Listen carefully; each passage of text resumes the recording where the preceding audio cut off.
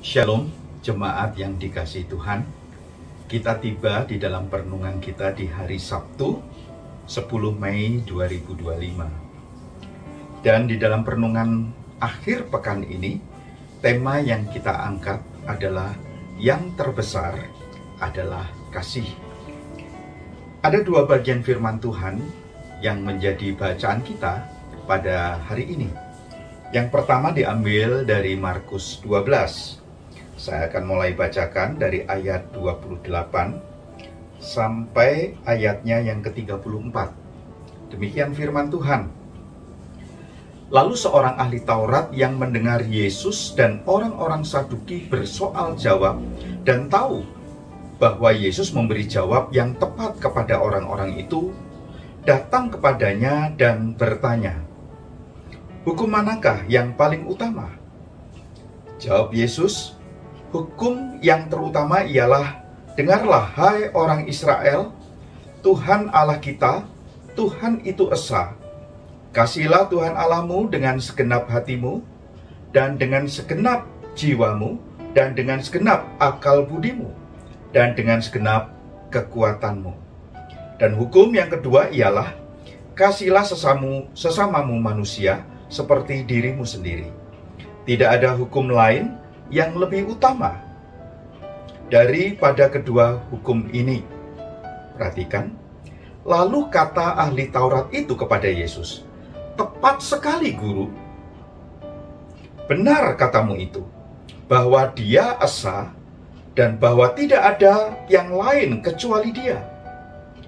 Memang mengasihi Dia dengan segenap hati dan dengan segenap pengertian dan dengan segenap kekuatan, dan juga mengasihi sesama manusia seperti diri sendiri adalah jauh lebih utama daripada semua korban bakaran dan korban sembelihan."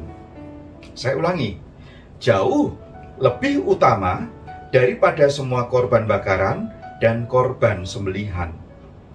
Yesus melihat bagaimana bijaksananya jawab orang itu, dan ia berkata kepadanya, "Engkau tidak jauh dari kerajaan Allah." Dan seorang pun tidak berani lagi menanyakan sesuatu kepada Yesus. Bacaan yang kedua, saya akan mulai membaca dari ayat 8, lalu akan loncat langsung ke ayat 13. Demikian. "Kasih tidak berkesudahan, nubuat akan berakhir, bahasa roh akan berhenti, pengetahuan akan lenyap. Demikianlah tinggal ketiga hal ini, yakni iman, pengharapan, dan kasih. Dan yang paling besar di antaranya ialah kasih." Saya ingin membacakan perenungannya. Dengan jelas tertulis di Markus 12 ayat 34 tentang apresiasi Yesus tatkala mendengar komentar si ahli Taurat bahwa mengasihi itu lebih utama ketimbang korban bakaran dan korban sembelihan. Hal ini diutarakan oleh seorang ahli Taurat yang semestinya lebih memberi perhatian pada hal-hal terkait hukum, terkait aturan, perintah, dan juga terkait dengan bagaimana mereka beribadah, bagaimana mereka membawa persembahan dan korban. Dengan segala aturan yang sedemikian rupa ada di dalam kehidupan ibadah mereka. Di atas semuanya, ia menyadari bahwa kasih kepada sesama dan kepada Allah itu jauh lebih utama. Sekali lagi, jauh lebih utama.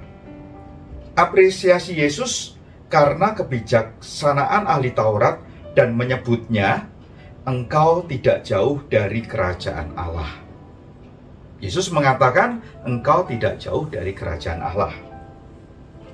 Seorang penafsir mengartikan bahwa si ahli Taurat ini sudah berada di track yang benar, berada di track yang tepat, track yang bisa membawanya untuk menuju kepada kerajaan yang penuh anugerah, dan seharusnya bisa membawanya menjadi seorang yang akhirnya percaya dan menjadi murid Kristus.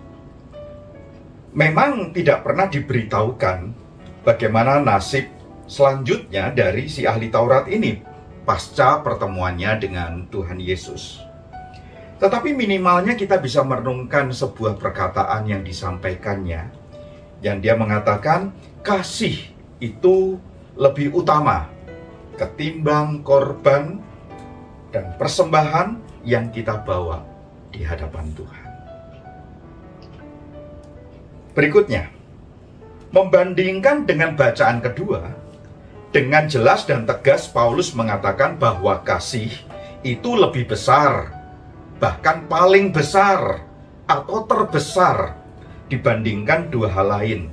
Apa itu? Yaitu iman dan pengharapan.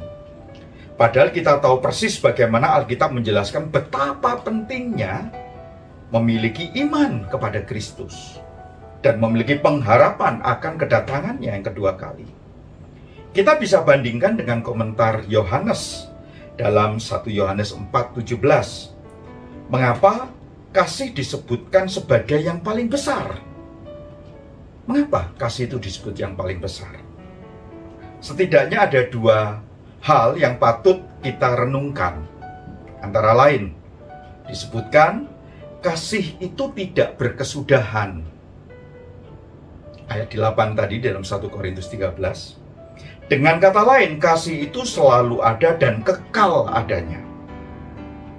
Yang kedua, bukankah hal pertama di atas selaras dan sama persis dengan sifat dan natur Allah yang adalah kekal adanya? Kasih itu kekal, Allah itu kekal, dan Allah itu adalah kasih.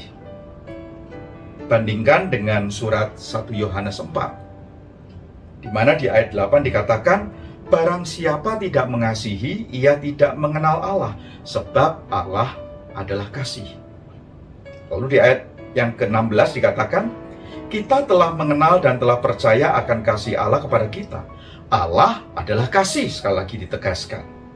Dan barang siapa tetap berada di dalam kasih, ia tetap berada di dalam Allah dan Allah di dalam dia.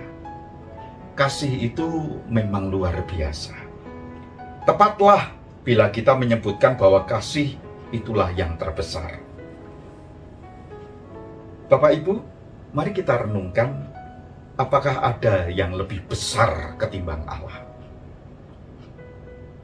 Jikalau tidak ada, Allah yang adalah kasih, maka kasih itulah yang terbesar.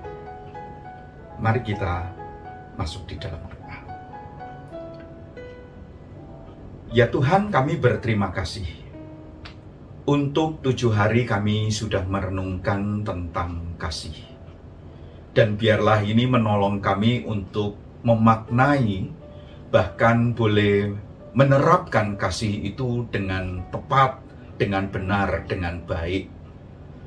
Kami tidak mengalami kesimpang siuran karena demi kepentingan kami, demi manipulasi, demi eksploitasi terhadap kasih karena ada kepentingan-kepentingan manusiawi.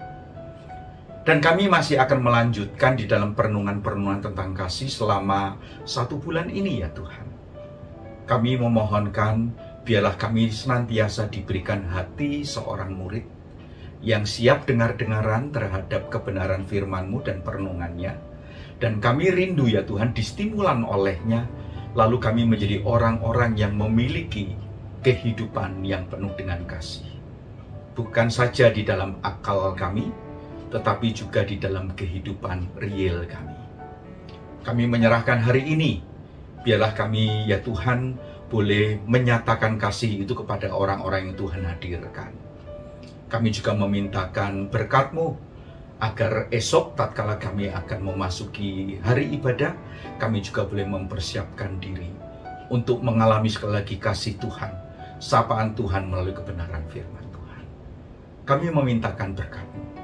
Kiranya damai sejahtera dari Allah Bapa, kasih karunia dalam Yesus Kristus, pertolongan dan kelimpahan kasih di dalam Roh Kudus boleh terjadi atas kami sekalian. Amin. Tuhan memberkati.